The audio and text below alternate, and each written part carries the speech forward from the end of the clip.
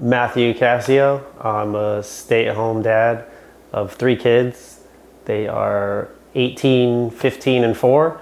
And my 4-year-old is a lifelong vegan, and my other kids have been vegan since 2016. Hi, my name's Keith. I'm 5 years old, and I've been vegan for my whole life. And tell you why I'm vegan, because I don't want to eat alive stuff like pigs and stuff like that. Okay, bye. I love you.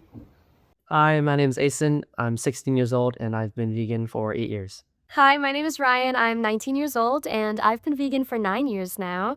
The reason why I'm vegan is simply because I love animals, and choosing not to eat them allows me to live truthfully to that and keep a clean conscience. Of course, I also love the health impact and the environmental impact it has.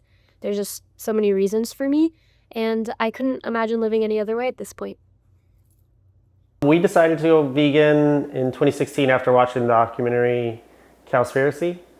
It really got our minds thinking about the impact our choices have on those around us.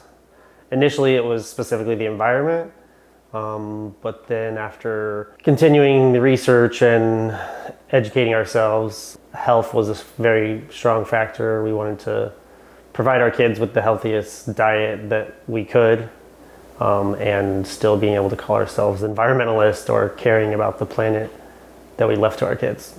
So what made you even watch Cowspiracy? Well, my parents have been vegan for probably 30 years, so it was always on the radar and discussed. And at that point, we were really thinking about reducing our, I don't say carbon footprint, but our impact, our usage, our really everything that we did, the chemicals we're using. And so that was like what prompted my parents to say, well, watch this documentary, because I was really caring about that now. They had tried to sell me on animal cruelty, and when I was younger, I just said, well, I have to have meat to be healthy. It was obviously a myth that I was sold socially and believed up to that point. So it wasn't until I was like, okay, what is the input that we put into getting out of animal agriculture?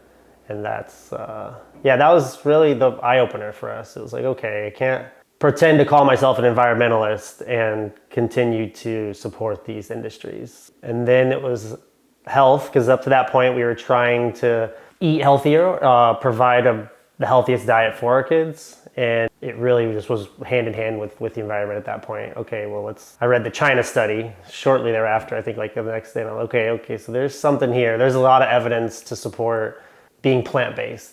Initially, at first, I guess that's where we went, was plant-based. It wasn't until probably almost a year, of just continuing to watch documentaries, Forks Over Knives, like just really anything that was out there in 2016, we had consumed. And the end of 2017, I believe, is when I started to really roll into like what veganism meant, actually reducing the harm that you're doing to our fellow earthlings. And that's, I think, where I really became passionate about the message and what veganism means. And we're here with other beings, and they're here with us, not for us. Yeah, and that's I started doing just a little bit of activism, some street activism with like the Cube of Truth and some of those outreach programs to really just immerse myself in that and feel, I guess, like I'm trying to have an impact and change. I find this really intriguing that your parents were vegan for so long. Yeah. And how old were you when they went vegan? 8 or 9, maybe 10.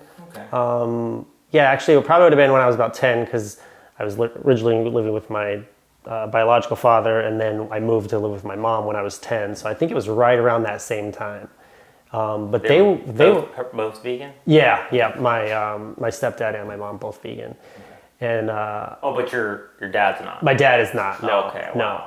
And my stepdad was vegan first, and my mom was still kind of sometimes would eat cheese, and it wasn't really strict. Probably I would say the first couple years. Yeah. And also different from like how our household is. They weren't like strict at home with what we could eat. At first, they still let us eat meat like in the house and stuff, but that changed probably like when my mom fully went vegan as well. And then they didn't allow us to eat meat in the house. They'd still allow us to buy cheese and eggs and eat eggs at the home, but they didn't let us eat meat at the house. If we were outside of the house, they let us make our decision on that. Did they ever try to encourage you to be vegan? Like, it sounded like you said earlier, the ethics you mentioned. Yeah, it's funny. That wasn't until probably I was an adult, honestly, like that they had been vegan for probably like 10 years to where they really were starting to, I would even say, promote veganism towards me. Because I remember as a kid, it was very like, well, this is what we're doing because this is what we feel is right to do. I don't ever remember being a lot of conversation about it. Not that they were hiding it or openness about it, to where like for my kids, like I had them watch the documentaries that we were watching. Yeah. Like when we watched Cowspiracy, they watched it with us, and whenever they were, I guess they would have been like 9 and 12 at the time, I believe they were, but it felt very different. And I think I thought of that when I was vegan and wanting them to be vegan. I thought of, well, okay, when I was younger, my parents didn't really expose me to this or make it important. And I wanted to, I guess, do that differently. I feel like obviously it took me longer to get to it. And I think that maybe had an impact on it. I mean, I would say almost for sure it did have an impact. Them not being as vocal about it. Yeah. Okay. Not being as adamant. I think they were more worried at the time of being like indoctrinating and, alienating me or us, my brother. And so, I mean, I don't know. I guess I would just be assuming on their behalf. Yeah. It's interesting because, children reach a point where they want to make decisions on their own. Yeah. Probably around the time your kids started hearing about it. Yeah. So have you found that to be a little challenging with them, or are you able to overcome that somehow? It was more challenging for my daughter who's older. She was, like I said, I think she was 12. So it was a little bit more challenging with her just because that social aspect was more impactful or had more of an influence on her, I believe. But again, we were so upfront with why we were doing it and why it was important, affecting our impact on those here and the planet. And I think that made them lifelong vegans now at this point. Really? Yeah. They were in it with us, really, and they were smart enough to realize, we had conviction about it. We weren't, going back to eating meat, and like we went all in. I think we were vegetarian, I think, for maybe 10 days. And then it was like, most of these recipes we're making can easily be swapped out for either vegan butter or just omitting cheese or something. So it wasn't that significant of a hurdle, I guess, or change. Really having them on board with what that process looked like, and also putting in boundaries in place to where like, okay, well, we're not eating meat really anywhere. It's like, to us, it was like we treated it, especially once being vegan or plant-based for a year and then really trying to actually adhere to vegan values, we treated it like a drug.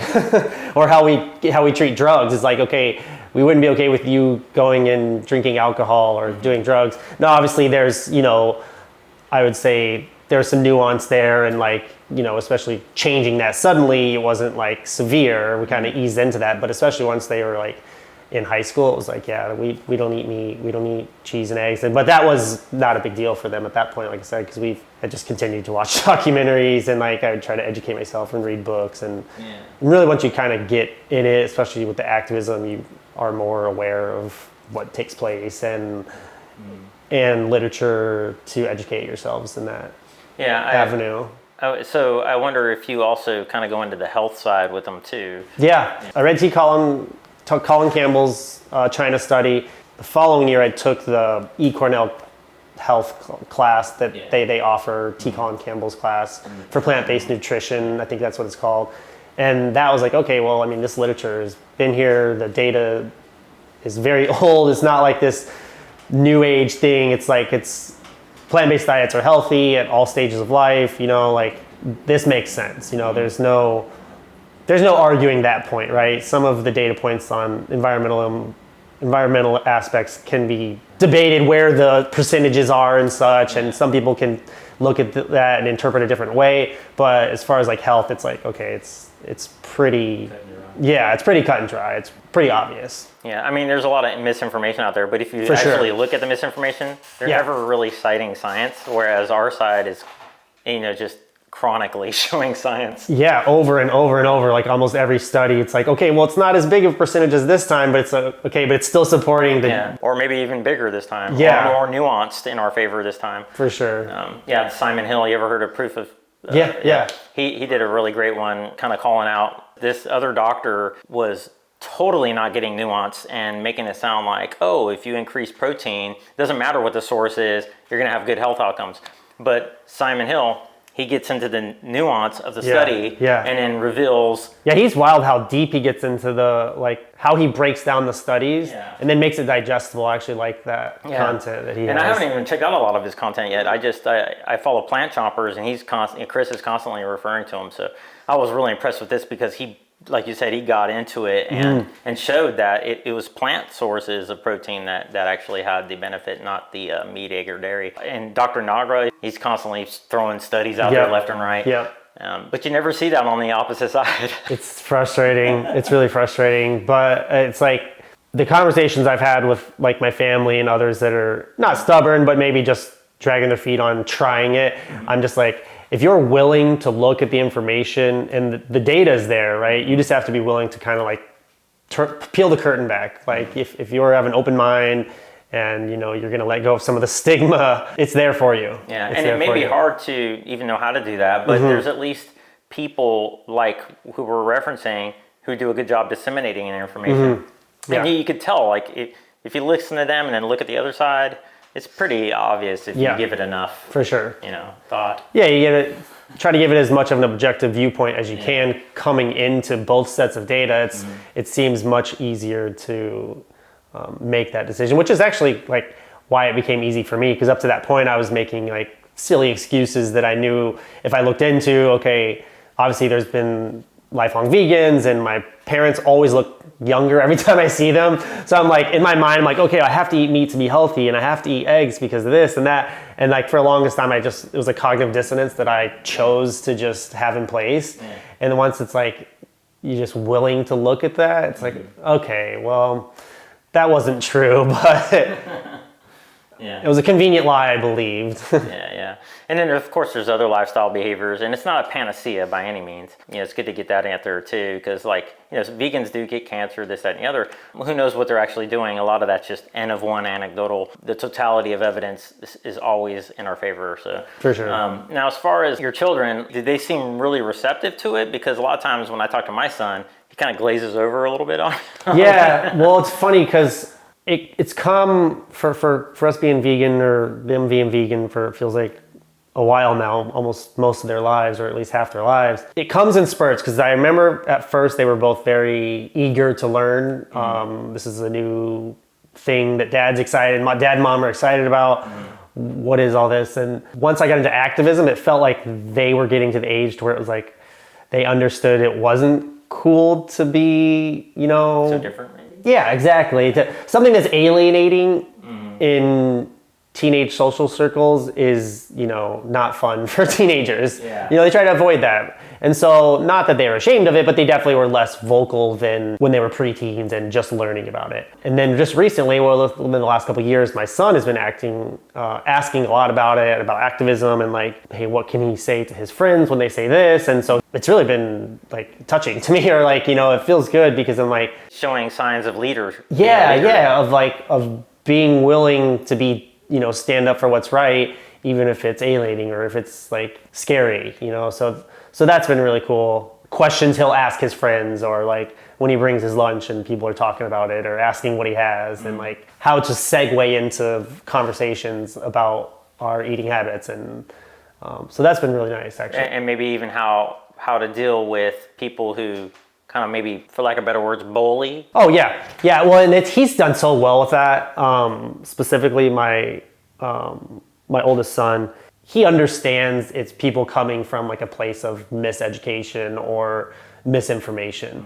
When people, but bacon though, or where to get your protein from. And like, he definitely has dealt with that, but he's able to brush that off really easily. Nice. And I don't think my daughter, my oldest, dealt with that as much.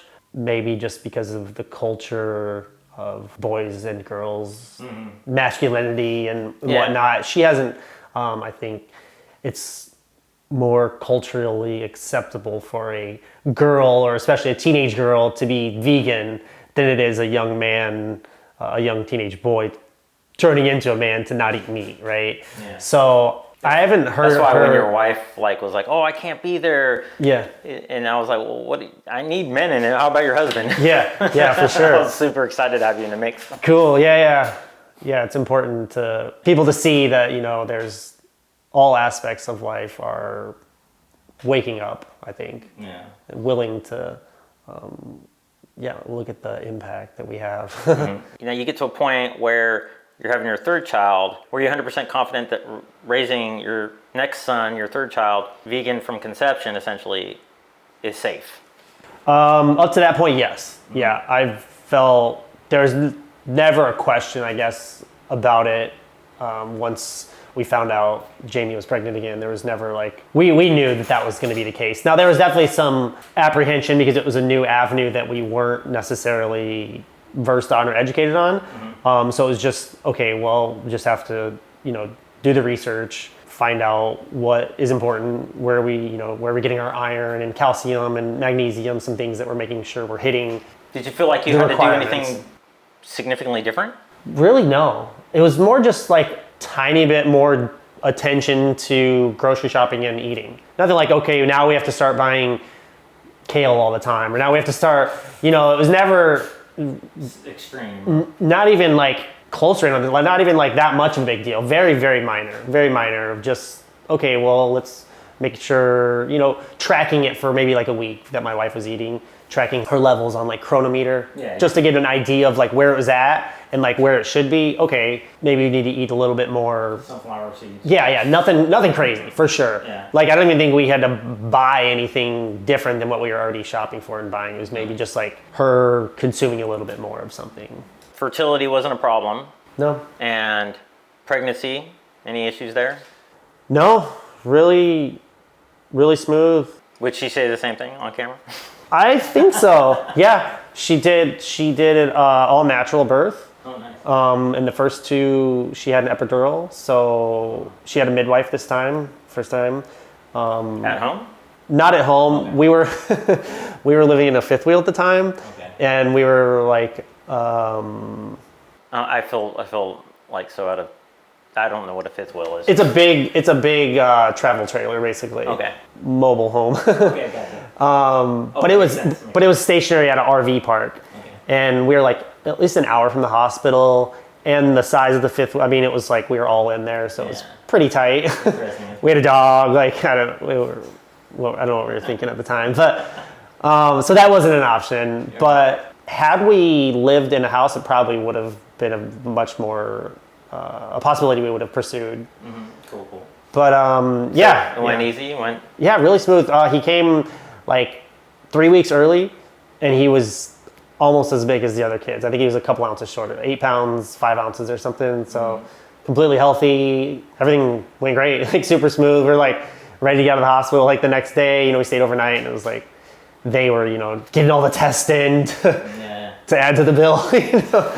Did you ever have a time from conception up to that point where maybe your obstetrician or somebody was ambivalent about you doing this? No. Anytime it would get mentioned, even after he was first born, and my wife's midwife, they'd maybe mention oh, where are you getting your protein from? Or honestly, it was kind of, I don't want to sound conceited, but it was a little bit embarrassing because it was such surface level, sounds misinformed questions. Mm-hmm. If you'd taken even the most basic of nutrition courses, you would understand that these are not genuine concern. I think one doctor did maybe ask about iron, but that's just pretty much all women should have to at least pay attention to it. As far as iron's concerned, there's a lot we don't know still about what vegans in particular may need, especially the longer they've been vegan, especially if they're vegan from conception. Mm-hmm. Mm-hmm. Metabolically, they could be completely different. Yeah.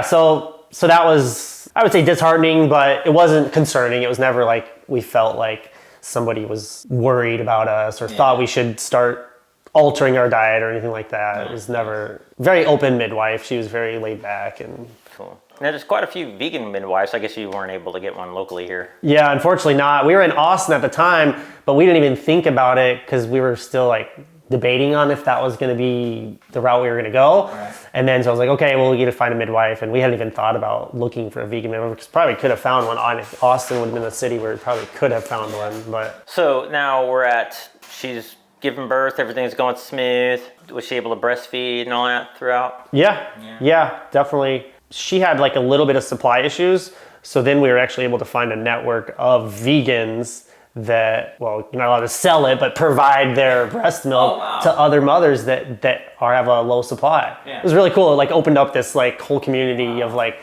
moms and like this network that obviously I had no clue, and I want to say I was involved with it other than going to pick up breast milk, frozen breast milk. That's fascinating. Yeah. So just to clarify, a lot of times this happens by the third pregnancy where the mother might have issues, with the breast milk, no matter their lifestyle or diet, right? I mean, have you heard some? Yeah, I don't know too much about from child to child.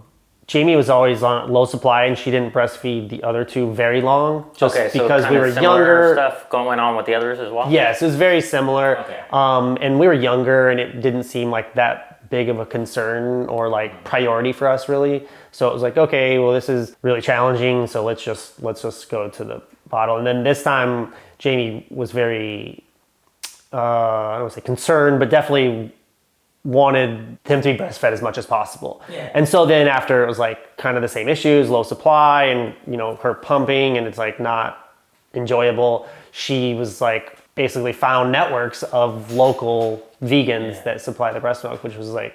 Is that expensive? No. Wow. No. And like a lot of times, like, because there's like women that just oversupply, they have an abundance of it. And like, they're like opening up their freezer, like, yeah, here, take, I have so much. It's like, yeah, it's really, really cool actually.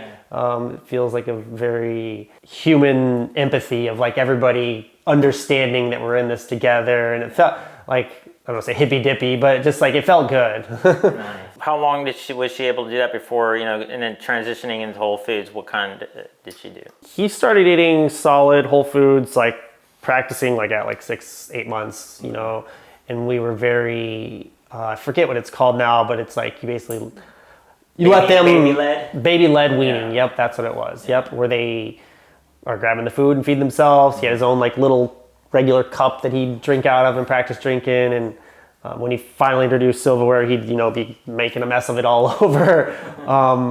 Clean up in mealtime obviously is a little messy, but it was fun watching him explore and learn that. Yeah. And I feel like it allowed him to be more comfortable with trying foods now. He's pretty willing to try just about anything we eat. Getting him to retry stuff is a little more challenging, but yeah, within 6 at a year old, he was eating what we were eating pretty much for the most part. And that's basically like what? Give us a rundown of what kind of ideal day of eating it looks like. Yeah, it would be like avocado toast in the morning or banana or both. Sometimes scrambled tofu. Lunch, often leftover pasta or something. And then dinners, we always do like potato, rice or pasta or some kind of grain, like one of those. With a vegetable, we do broccoli. He really likes broccoli. Cruciferous, he really loves. He likes cauliflower. Like those two, he like have always loved and like just devoured, just like eat bowls of it. Yeah, I hear that a lot. Like which is great. Sometimes people will say, "Look, it's a little tree," Yeah. I don't know if it's like that's what it is. It's easy to eat. It's easy for them to grab and consume. And then you didn't really mention any or many legumes. We always have beans mixed in.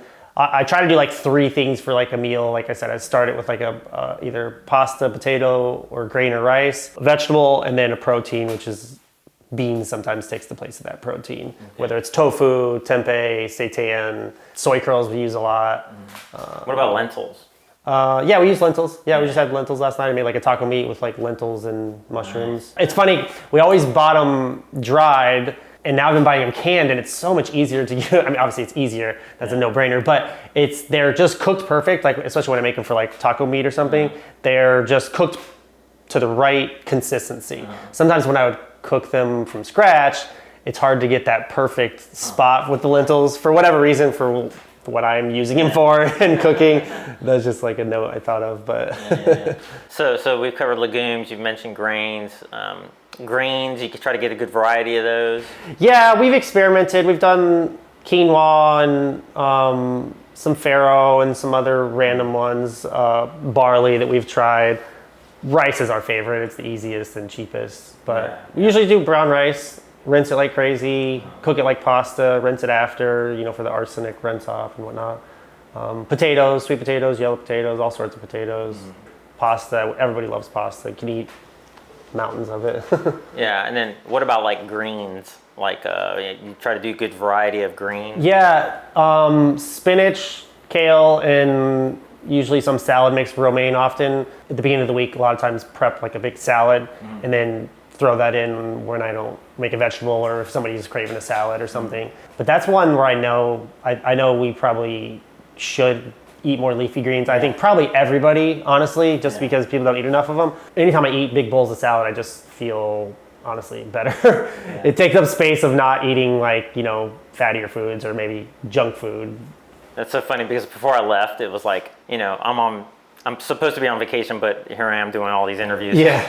And I never take a vacation, but we had bought some greens and this, that, and the other, and I was just gonna have like a little bowl of cereal, and I was like, you know what? I'm gonna make myself have a salad, and I feel so much better. Yeah, it really does. It's weird. And when we were in Texas for my daughter's graduation, and my parents, that's like all they eat, and sweet potatoes.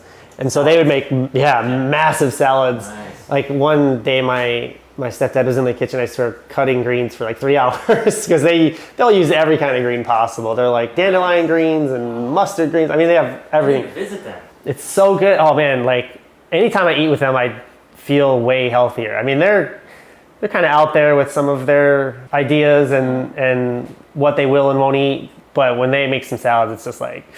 Yeah, it's the most important meal, I think. Yeah. Because you can make salads in so many different ways. I mean, definitely. And you can include all the legumes and the grains and even fruits and veggies and all that. Yeah. So what kind of fruits do you try to get in the mix? We always do bananas, blueberries, strawberries, apples. Those ones we pretty much do every single week.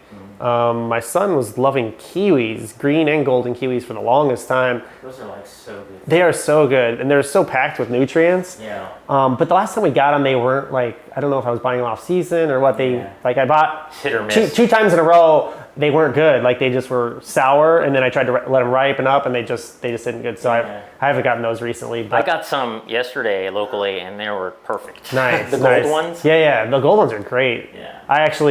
I've been eating them like with the skin because supposedly there's like a lot of nutrients in the skin. I'm I like, haven't gone that far like yet. highest level of vegan possible now, but because I'd heard about people doing that, so I was like, well, let me try it, and I was like, oh, this isn't even that bad. But it's so funny. My son, when he was going to school before COVID, he would bring kiwis sometimes, and he had a friend who would eat the skin. Yeah. And that was the first time I heard of anybody doing that. I was like, wow, your friend eats the skin of the kiwi? Is that safe? Like, it just seems gross. But, and then my son started doing it, and I'm like, I don't know if I could do that. I haven't gotten there yet. It's funny. Is it kind of weird? Like, it's not actually weird at all. It seems like you think of it like a fuzz, and it's like, but it's like, I feel like it's thinner than an apple skin, and people mow down on the apple skins. Okay. But yeah, no, it's not bad at all. Okay. All right, I'm gonna try it because of you now. Awesome. So we mentioned all those legumes, greens, grains, fruits, veggies, mushrooms. You mentioned those. You try to get a variety of those. Yeah, we do a lot of fungi for sure. Portobello, we do the caps and slice them up and put them on all sorts of stuff. The last year or so, I've been snagging lion's mane and like king oyster mushrooms and doing just all sorts of crazy stuff with those, like pressing the lion's mane and doing like steaks and shredding like king oyster mushrooms and doing like a shredded chicken, all sorts of stuff with the shredded chicken, actually make like a soup and make like a barbecue sandwich. And yeah, mushrooms are so versatile. Like I've really been exploring them more the last year or two, just their versatility, and especially mock meats. Because mock meats, they can get expensive and unhealthy, and like, okay, there's probably ingredients that I don't really want to eat on a regular basis in there, but they're really good. So mushrooms have been filling that void like very successfully. Now, what about your kids now? Are they cool with all these foods? They have their favorites. They have stuff they really like and don't like. They know that like we put effort into like eating good food. Even before we were vegan, eating good food was like important to my wife and I. We come from a restaurant background. Like we were both servers for a long time and worked throughout the restaurant. So eating and food has kind of always been important, and like eating good food definitely has always been important to me. I used to have parties and barbecues, and like I'd want to make good food, enjoyable food, not just adequate food. And so that didn't change when we became vegan. We just a different set of ingredients. So I think my kids trust me, hopefully. Like, I guess they don't have a choice, but like mushrooms could be, kind of tricky. So it might be hard to make those as enjoyable for a kid, I imagine. Yeah, we did some sushi, and we used like some marinated mushrooms to mock like eel and stuff. And like, I tell them that when we're gonna try something new and to give them a heads up, but they're super down with trying good food, and they know that I'm trying to make good food, so they're willing to give it a shot at least. Sweet. That's a good idea, the mock eel. Yeah, and then I do the spicy tuna out of tomato, parboiled tomato, and the skin peels off, and you cut it open, you get all the seeds and the guts out, and what's left is very much like the texture and consistency of sashimi tuna. Wow. And so you can serve it over like, a little ball of rice, or I'll actually cut it up small, soak it in a marinade, some nori sheets and some sriracha and soy sauce. And then that's like a spicy tuna roll, or you can put it in a spicy tuna roll. Wow, good job, man. Yeah, last time we made sushi, it was actually for the kid's birthday last September. The older ones are 2 days and 3 years apart. And so they both wanted sushi. So I like went all out and I made like 3 or 4 different kinds of meats.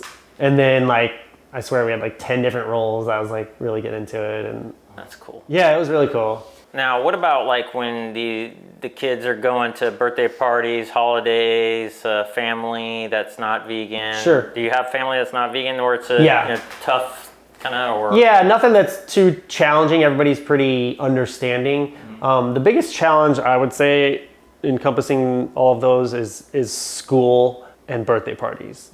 Birthday parties isn't too challenging now. We're definitely more prepared, and the accessibility is much more prevalent. You can go to almost any grocery store and get some sort of vegan treat. And that's usually what we'll do if we're going for my youngest to a birthday party, is we'll just bring him a treat, and he's like totally chill with it. Like, it's because it's just been how it's been, and his older siblings were in on it as well.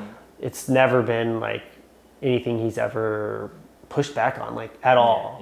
Like the older kids, like a tiny bit here and there. Like my daughter like would sneak cupcakes at like school things like the first year, but nothing major. And Case, our youngest, has had like zero. He's all on board. I mean, I'm sure it's going to come eventually once the social aspect comes, maybe influencing more, or at least a conversation about it. But yeah, he's totally on board. It's so funny. We'll be at stores now. He's like, "Is that vegan?" And I'm like, "Yes, son, yes." We don't want to announce it like that every time, okay? No, that's not bad. But no, it's so funny. In the last year, especially, he's just taken to like understanding. Like, we check labels and nice. And you're probably teaching them, how to read the label. Yeah, how to just be aware of that, and like, we don't drink cow's milk, and like, explaining it to him has been fun because you have to make it more digestible. Like, I can't just show him like footage or intense videos. And so it's like, these are our friends. We're not going to eat our friends. And this milk is made for baby cows, not for us. And so like simplifying it like that also makes it feel that much more obvious of like, why aren't more people vegan? Like, why isn't this like a higher percentage of the population? But obviously there's powers in place that are, subsidies and whatnot. Yeah, no doubt. Now, are there local sanctuaries that maybe you might take the kids to so they could experience the animals? Yeah, see, we haven't gone to one. We've been in Wilmington for 3 years. We haven't gone to one here yet. I've been in contact with Blueberry Farms, I think it is, that's right close to my oldest son's school. And we've been waiting to see when Case would, my youngest, that impact would be the greatest, I guess, because I don't want to just go for him to just see animals and just like, oh yeah, and then like, he forgets it in a year. Like 2 and 3 year olds is, I guess, you don't have memories that you're gonna I think have an impact on you. Whereas now it's definitely something that we want to pursue. And when they had the Veg Fest a couple months ago, I got exchanged emails with the owner and stuff, and so that's something that we're gonna definitely at least visit, because in Texas we had gone to a couple different ones. We went to Sarah Sanctuary, which is south of Austin, Seguin, I believe it's in. But that was really cool, and I remember that having a really big impact on the kids, especially my daughter, because there was a really old cow and a donkey that they just like fell in love with, and I do remember after that my daughter was very much more invested in like understanding why we're vegan and what veganism is. Have you heard of a local by the name of Mahd Abu Ghazala? A local I haven't. vegan? He has a sanctuary, or had a sanctuary in Palestine. Oh, wow. And where he rescued like 70 dogs and 15 donkeys. Wow. And one of the donkeys' names was Houdini. And so anyway, I interviewed him a couple days ago here locally. Oh, wow. He's a really cool guy. I mean, if you're into bowling, him and a couple other vegans are looking for maybe some more people to join the team. Oh, nice. And so he has a local sanctuary here as well? But when the war broke out, he was able to get those 70 dogs to the U.S. Oh, wow. And they were dispersed, to sanctuaries and then found homes. Yeah, pretty amazing story. The donkey thing triggered that thought. No. I remember that very vividly, having significant impact, and I think that's really important for kids to see it, right? Because we can educate them and teach them, but if they're not, I think that's a big part of why a lot of people disconnect from the suffering is they don't see cows and chickens and pigs, and that for kids it's easier to make that connection, especially at a younger age. But like when they see the animals, they're right next to the animals, like, wow, yeah, I don't want to take this animal's life just because it might taste good. Like it doesn't seem to make sense. Yeah, I'm glad you asked that, because wasn't thinking of that, and that definitely had a very significant impact on their veganism. And it's something that my wife and I have been talking about wanting to take our youngest to for a while now. You mentioned earlier, barbecuing or whatever, grilling out or whatever it's called, wherever you're at. Yeah, it depends on what part.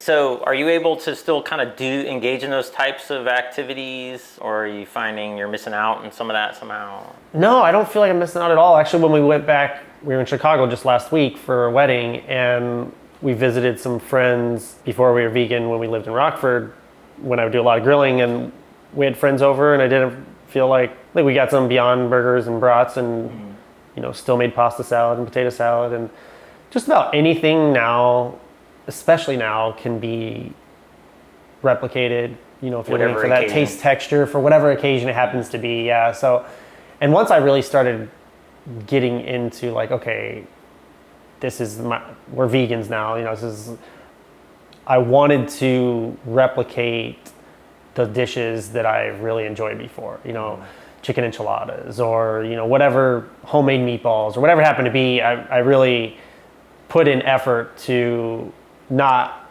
avoiding those because we're vegan, we can't have those now, but actually like, okay, well, how can I make this similar and enjoy it as much as I did before?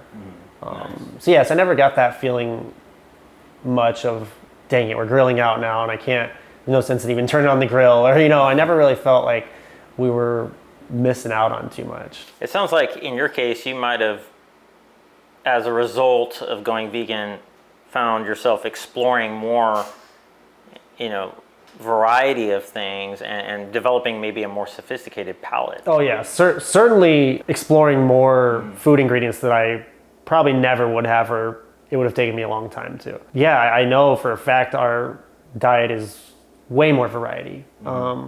We eat way more vegetables that I wouldn't have thought about trying. I never would have tried eggplant before, and there's just a lot of things that I would never have even considered. Even the way the versatility of the mushrooms. We ate mushrooms, and I grilled portobello caps, before we went vegan. But yeah, cooking lion's mane and shredding oyster mushrooms and stuff like that. I never would have considered that at all. So yeah, it's really actually cool, because I have always liked to cook. I've enjoyed spending time in the kitchen and preparing a good meal that people enjoy. I like that and taken some pride in it, so I wasn't gonna stop doing that, or that wasn't gonna change within me. It's just a different set of ingredients and a wider variety of ingredients. Now your kids, do they all bring lunches to school? Yeah, that was something we pretty much always did anyway, just because school lunches are just embarrassing. That's what we provide for our youth. I mean, it's unfortunate. So we knew that already. When they went to school, they always had brought lunch. Nice. So so that was never a significant change. And it sucks for my son when he forgets to bring school, and it's like he can get an Uncrustable and like a fruit cup or something, and I'm just like, that's the unfortunate thing about it, is like not even having like an adequate option. Like obviously I know what schools provide, it's lunches provide, and it's not very great, but like not even having a calorie requirement for kids for a plant-based option, it's kind of a bummer. But again, that's not anything that we have to worry about on a regular basis, or anything that we plan on worrying about. What do you think about those, or how do you respond to those saying you're brainwashing your kids? I mean, that's what we get to do with our kids, right? I mean, they're my kids. Like, no, I mean, everybody is brainwashing their kids, especially, but really anybody within their circle that's willing to listen to some degree.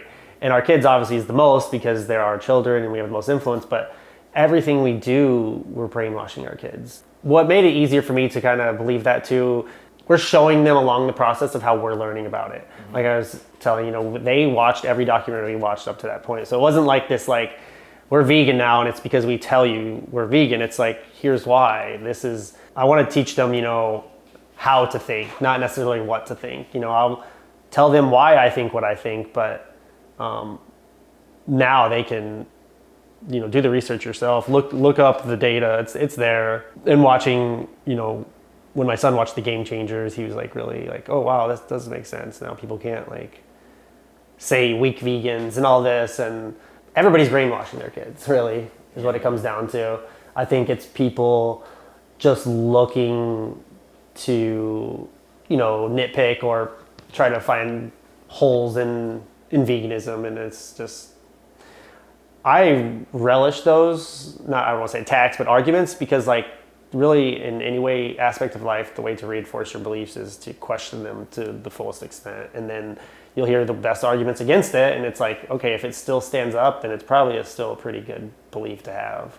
And I think veganism is one that I've probably scrutinized the most, and it's held up the strongest, honestly. No doubt. Yeah, it's interesting when people spin the wheel of excuses, because it's so stereotypical over and over and over. And I just keep building upon it each time. I could rattle off for hours on that one thing. For sure. But one thing I want to make sure I cover is, do you believe beyond all reasonable doubt that this is absolutely the best way, the healthiest way for your children physically and mentally to raise them this way? I do. I really do. The most protective against chronic disease, I mean, there's for longevity and everything. Definitely. On every level, environment, health, and animals, that all makes the most sense to raise our kids vegan. It really does. And all the data is there. I mean, if we can raise our kids to not view others on this planet as objects for us to exploit, and with us, like, what kind of world can we build? Like, that's what I try to think of it like, kind of pie in the sky and a little hippy dippy, but it's like, honestly, if we have kids that are willing to care for others and not think of others as objects to be used, like, what kind of world can those kids build? Like, I'm a very strong advocate for veganism, and like, obviously I've been vegan and want everybody to be vegan, but it feels like such a strong tool to change our world and like our society in so many positive ways that it gets so frustrating when people just shut off to it. And like, especially family, like, that's frustrating to me the most, because it's like, okay, that I'm not a crazy person, or maybe you think I am crazy, but either way, that I've lived this life and you've seen what I've accomplished, or I've gotten to this far. Now that it's veganism, now it makes no sense, or now it's not worth listening to. That's tough, but I'm just like hopeful that prevailing heads will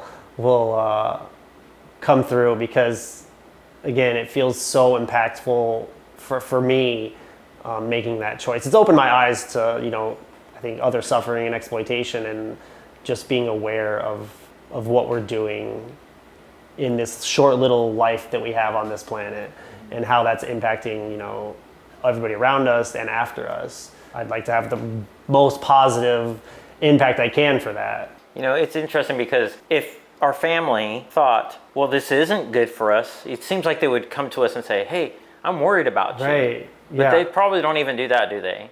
I mean, mine doesn't. No, definitely So not. obviously, they don't think it's bad. Yeah. So then, what are they thinking? It's really that part is perplexing. It's really challenging to deal with as an activist and as someone who talks about veganism. It's really challenging to deal with that because it's like, okay, if I can't like have those conversations or figure that out for those closest to me, how can I expect others? So that is definitely a tough pill to swallow, and definitely something to meditate and think on a lot. And like ask myself those questions, and those around me is like, how do we have that impact that we know veganism can have? How can we really affect that change? And I think obviously you're doing what you can here, putting the word out there and such, but yeah, trying to normalize it. It's you're making me think, I don't know if this is actually the way this quote goes, but it's hard to be king in your own town kind of thing. We listen to strangers kind of, or, more than we might our own children or our parents. But there are a lot of people who have had a lot of success with their family. So it's like some people, they just got the right rapport, I guess. I've heard it described as like a point system when you're trying to like advocate for veganism, right? And like it could be someone's like at, right on the cusp, 99 points, and you just had to have that one conversation, or they just had to see that one documentary link, or that whatever it happened to be that convinced them to really give it a shot or really open their eyes to it. But you could be having the first conversation with somebody and they're completely, against it. And I think Earthling Ed described it that way at like a activist seminar he was talking about, and it made a lot of sense to me. And that made it easier to accept those conversations that don't always go like how I'd like them to go, or don't feel like the outcome is the outcome I would have anticipated or wanted. Yeah, you're making me think of like in marketing, it takes, like 8 or more branding attempts to get some, from different angles to get somebody to even begin thinking about it. It kind of explains why, more of the world isn't vegan. I mean, sometimes people are, why isn't everybody vegan if it's so great? Well, I mean, why isn't everybody nonviolent if it's so great? Like if you feel like it's best for your children, I imagine then the next logical train of thought is, it seems like it would be best for everybody's children. And really, I feel that way, and I kind of want to be able to say that somehow without it being an attack. Yeah, for sure. You talk on somebody's parenting decisions, and that is a very personal choice for a lot of people. And like the one thing that's hardest as a parent that we all do is admit when we make mistakes. We all make mistakes, but it's toughest to like look at those mistakes, right? Or to be challenged on some of those choices. It's not easy for people to hear that or have those conversations or to look at that, I think. And I imagine you feel that it's likely that it's best for everybody to be raising their children this way.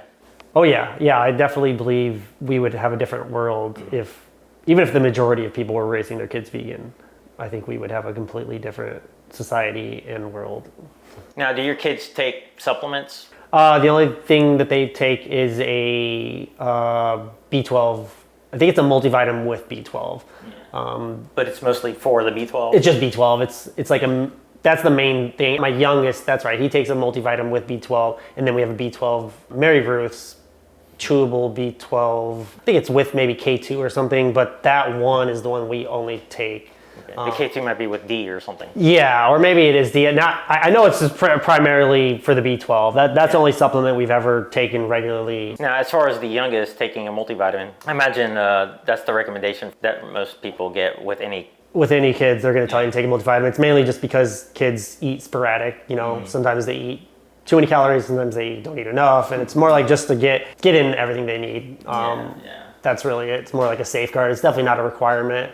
Any of the major health organizations don't even suggest that, I don't think, for kids. Healthy diet at all stages of life. And do you have any tips on how to ensure that you're fostering your children's independence, but at the same time making sure they maintain this core ethical thing. We've kind of hit on this a little bit, but I didn't really ask the question. Because like some parents, Joanne Farb, for example, when I interviewed her, she has 2 daughters. One's in their 20s, the other one's 30, and they've maintained it. It's like, it's great to hear from her. Yeah, that's really cool. And then I know others that are like closer to my age that's still vegan and lifelong vegan. Yeah. The oldest is in his 70s that I've Wow. met. Wow. But there's a guy on Plant Chompers who's been vegetarian. I think he's vegan now, but his whole life, and he's 100. Wow. And he's just traveling around the world doing all these talks. Wow, that's really cool. So That's inspiring. yeah, so it's great to hear from these longtime vegans and from their parents. So I didn't know if you maybe had any tips on there to foster their independence and ensure that they maintain it at the same time. Yeah, I mean, really just initially was like treating it as a very serious, like, this isn't like wishy-washy, this is like very important for us, just like how we treat, like I was kind of mentioning earlier, drugs and alcohol within the house when they were younger. It's like, okay, this isn't like well, sometimes it's okay. It's like, no, this is the rules, this is how it is, these are the boundaries in place. It's really just putting those boundaries in place and being open about that. Like, that's even just as a parent, like, And consistent. yeah, and consistent for sure. Like being open about really any boundaries you put in place. Because if you just tell a kid, because I said so, they may listen to that for some amount of time, but they're not going to want to, and they're not going to believe in it. So it was like really just being honest about it. And probably having fun with it as well. Yeah. Yeah, I mean, it was like, this isn't a limiting diet for sure. Like I were talking about earlier, this is like opened up a plethora of possibilities. Like look at the things now we're going to be able to try and do. And involve them in the cooking stuff. yeah, they used to a lot when they were younger. Like when we first started, it was like, oh yeah, I'll help a little bit. But then when it was much more fun to go outside.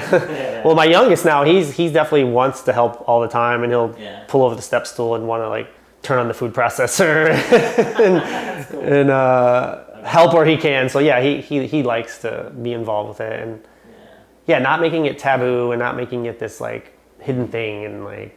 Well, because my son was 7 when we went vegan, and that's a little trickier, age, and we were still learning, and we didn't know anything at that point, and so it was kind of hard to enforce it on him, much less discuss it with him, without knowing what's going to happen, any which way we go about it. So, unfortunately, we didn't start early enough.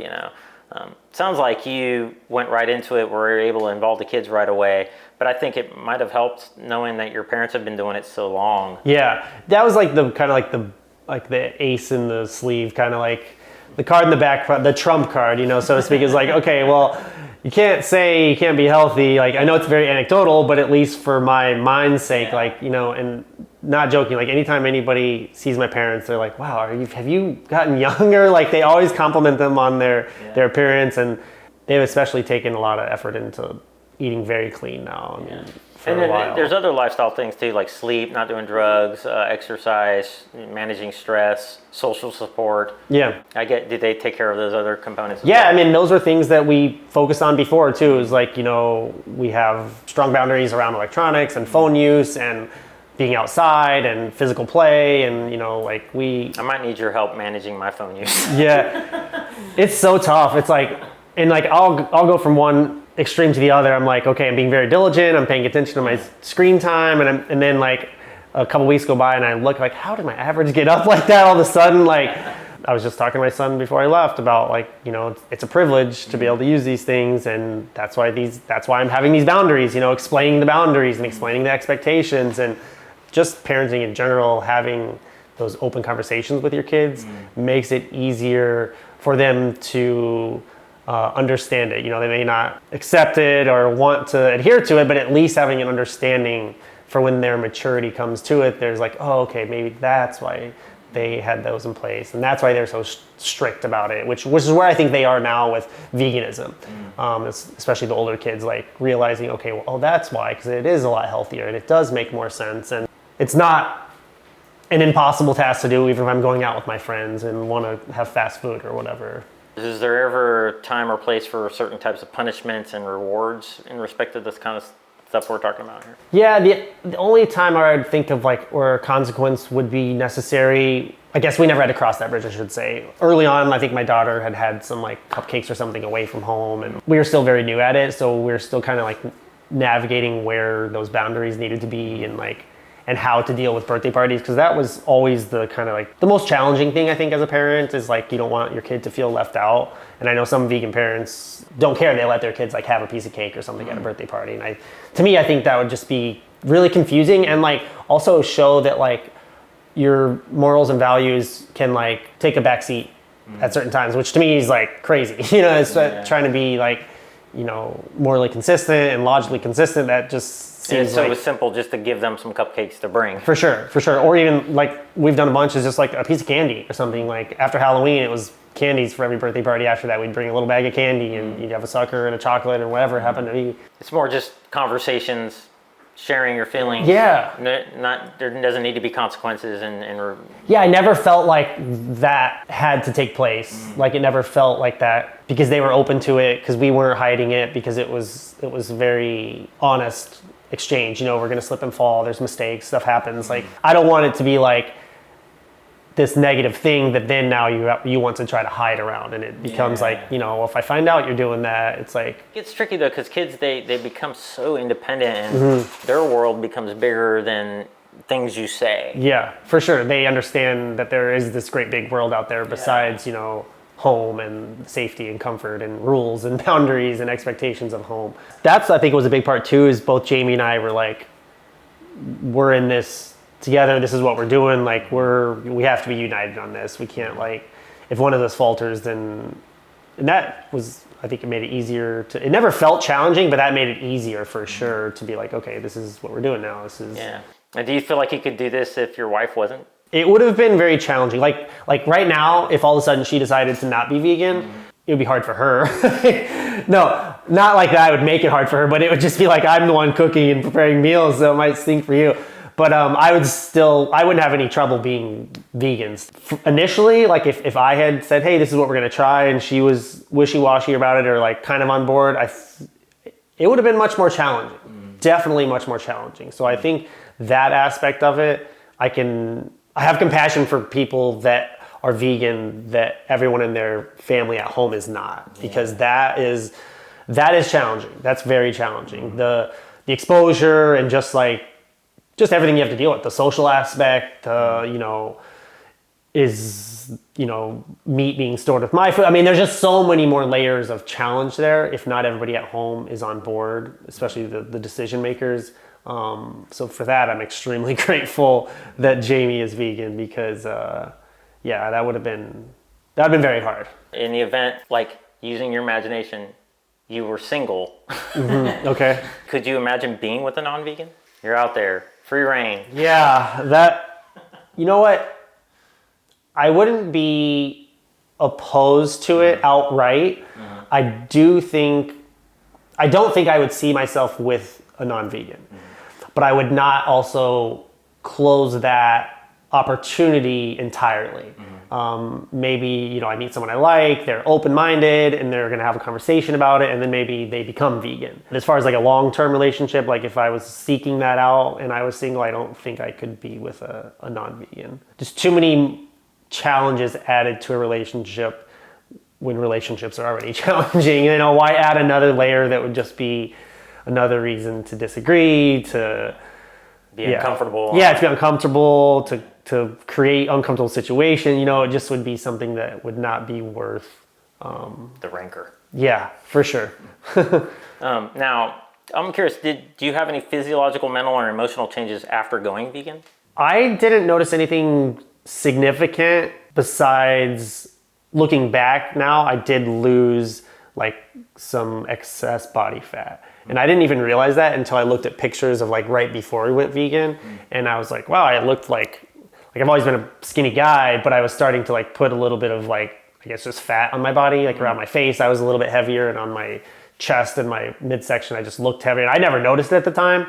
I know Jamie noticed a significant like increase in like her energy levels just right away. Cause we also, to show us how crazy we are, when we first went, because we rolled into it with health, we tried to go whole food, plant-based. Like that was like, real intense, like Colin Campbell style, like no oil, and just like real gung-ho with it. So the health benefits, I think, were fast and significant, ones that are potentially there. And so Jamie definitely noticed a huge energy increase. I think she lost a little bit of body fat, like a few pounds. I wasn't tracking my weight that much at that time, so I couldn't give a definitive answer, but the only reason I know is by looking at pictures, and I look skinnier than I do now, and it's been, 7 years, so. You look skinny. I look skinnier now than I did right before we went vegan, and that would have been 8 years healthier, I should say. In a good way skinnier, for sure. Like, I just noticed myself getting, it's really strange, because at the time I never thought of it. I still thought of myself as like, scrawny little in shape guy. Skinny fit, but have your views on oils changed? I'm just not as stringent or strict about it as before. Nobody's at like a health risk in our family that eats the food that I make, so I'm not like too concerned with cooking with oil. Yeah, because a lot of the research that I'm hearing about, even like I interviewed a doctor, Kim Williams, the cardiologist, and quite a few other doctors I follow, Dr. Nagra, who I mentioned earlier, keep putting out all this good news about oil. So it's like, I don't, That's why haven't been like too extreme on either side. Like, starting off whole food plant-based, I learned a lot of like cooking techniques to cook without oil, like how to fry something without oil with just using water. Just doing that, it probably eliminates quite a bit of oil, because I still use that technique now. So I'm not too extreme either direction. I'm like, we're not like full on, like we cook everything in oil now, and like, but I'm not also avoiding a recipe because I have to maybe fry something or like cook with some oil. It's not like a concern. Right, yeah, a lot of the information coming out now is definitely in favor of it. Right. Besides being vegan, what other stuff do you guys do? Funnily enough, we just started, earlier this year started playing pickleball, which seems like everybody's new thing. Yeah, that's funny, because Jack Norris, I interviewed him, I don't know if you heard of him. I haven't. He started Vegan Outreach, or he helped start, he's one of the founders or whatever, you've probably heard of Vegan Outreach. I have. And maybe you've heard of veganhealth.org. Okay, Yeah, he started that website. Oh, wow. Yeah, so he lives in St. Petersburg, Florida, but he was like the first vegan I've heard mention pickleball. Yeah. It's like ever since then I've heard a couple others. Yeah, I'd heard it for probably a couple years. I remember reading something last year, and it was like fastest growing sport for the last 2 years or something. And I'd seen it at the Y, and we're like, well, let's just give it a shot. Jamie and I had always joked our retirement sport was going to be tennis, even though neither of us have a tennis background. We don't like golf, and so our retirement sport was going to be tennis. And then she took some lessons with my oldest. It went okay, but like, tennis is challenging. Like, if you're not good at tennis, it's not fun, the learning curve is kind of steep. It's very easy to not be good. Yeah. Whereas pickleball is like, as soon as we played, the first time we played, I was like, wow, this is like, I can hold my own or like be adequate, and that's what I always have been trying to turn my friends onto it now. I'm like, it's so easy, just try it. Like, I've never had somebody play for the first time and not want to play again. So, any other activities you guys enjoy besides being vegan and pickleball? Hiking. We're starting to finally get into hiking, because like my son came and I was so worried that our outdoor time was gonna be limited, but he went with us on a nice hike. Actually, we went to Asheville on Thanksgiving, and it was just like a mile hike or something. I don't remember which trail we did, but next time you're there, let me know. I'll take you on a hike. Oh, sweet. Yeah. And that's like something that I always have enjoyed. And now that I know that he can hang, and like, I was worried I was going to have to get some crazy contraption to have him on top of my shoulders and like spend all this money. And he's like loved it, and he was not complaining and like exploring the whole time. So so that's something that we want to start doing a lot more of. And outdoors, we love to be outdoors, riding bike, try to be physical outside is just something that we really enjoy. Now, do you guys have any resources that you'd like to share, let other vegan parents know about? Maybe some books, documentaries, anything would be good to kind of get close to wrapping this up with? Off the top of my head, no. I know that I have some like saved list of like books and stuff I'd send, but if it's someone that's vegan, just keep educating yourself to challenge and reinforce your beliefs. And if someone that's not vegan, just be willing to look at the information objectively and seek out that knowledge that is there. But there's so many documentaries now. There's no shortage on any platform, any avenue that you like. I mean, podcast, books on tape, books, like movies. There's so much out there that there's really no excuse unless you're unwilling to look at the information. So yeah, just being open-minded and being willing to have your mind blown, have them opened up for sure. I think you've already kind of covered last minute encouraging words in that last bit that you just shared. Is there anything else you want to add to that? No, it's like be the change you want to see. Yeah, just looking at your own choices in life and how they impact those closest to you and those that we share this world with, and trying to have the most positive impact that we can. Because right now it feels like we're just trending towards not caring about the next generations. It just feels like this frustratingness about society that, like, because we're here now, it's throwaway. And so really to take a deeper dive and a deeper look at that is important. That's a good closing spot, but I just had a conversation with somebody who's totally not vegan, and he posted a picture of a steak or something on Facebook, and I said something in response, and then it kind of, he was like, why do you hate eating, why do you not like this, and so I left him a big elaborate reply, and he was like, I'm not going to read that. He's like, let's talk on the phone.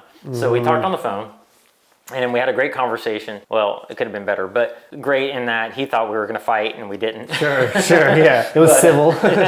It's easy to totally misinterpret people, when you're just looking at text. Oh yeah, there's no nuance or confliction. There's nothing there that'll help you interpret the conversation. The intent and everything else. Yeah. What it all boiled down to is he just doesn't care. He's like, if I'm hungry, I don't care. I'll eat whatever. Sure. And I've heard before, the hardest people to convince are those who don't care. What do you say to somebody who doesn't care?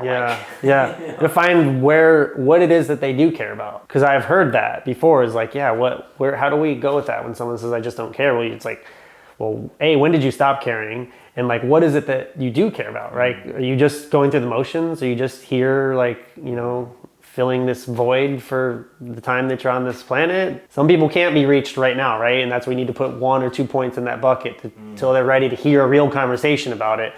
But yeah, it's like finding out what do they care about? Because we all have some passions or something that we care about, and really kind of connecting that, right? Yeah.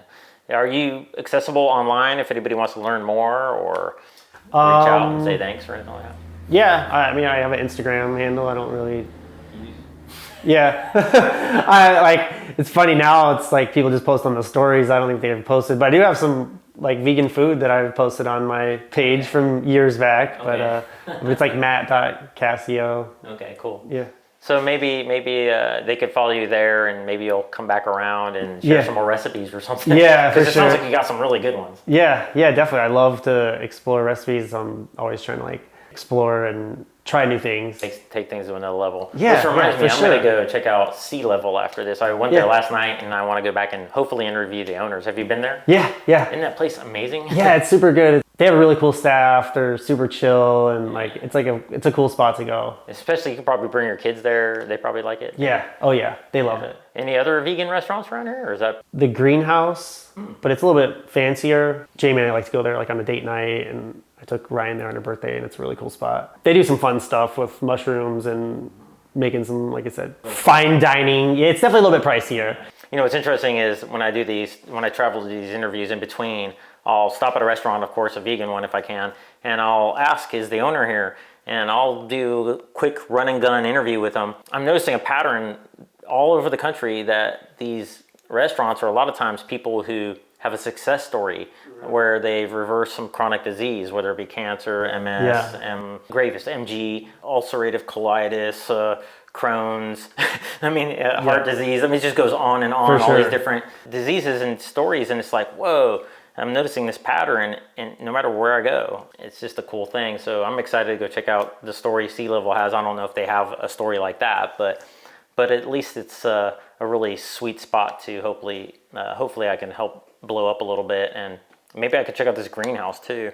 Yeah, it's really good. I like what they do there. It's just it's pricey, and they've been around just over a year, maybe 2 years, but they're very new. They opened after we moved here 3 years ago, so not that long. It reminds me of Plant in Asheville. Have you been there? I think I've been there. Yeah. I believe so. They've got a pricey menu too, but it's like the first time I went, I was like, what is this? This was like a little Yeah. plate, you know, like, and then the second time I went, I was like, all right, I'm gonna try to do this again. Yeah. And it was like, wow, I really appreciate this because they put so much Like effort into like Yeah. making it what it is. Yeah, putting a little flour on top Yeah, just yeah. the right way. Yeah, for sure. And getting the right ingredients Yeah. sourced, you know, it's like, okay, there's a lot of love put into this food. So now I totally love going there and I appreciate the price and effort, you know. Yeah. But next time you're there, if you haven't been there yet, definitely check that one out. Yeah, I know I've seen it on the list, and I don't know if we've gone for sure, but it's on there to go. Well, thanks so much for your time. And Yeah. we've been talking for almost an hour and a half. Oh, wow. And I don't know if you expected it to be this elaborate, but I didn't know what I came in with not low expectations, but try to have no expectations. There you go. That's They awesome. can't be too surprised. And well, I hope to get your wife in the mix. And yeah, that'd be great. well, I appreciate it, man. Yep, thanks.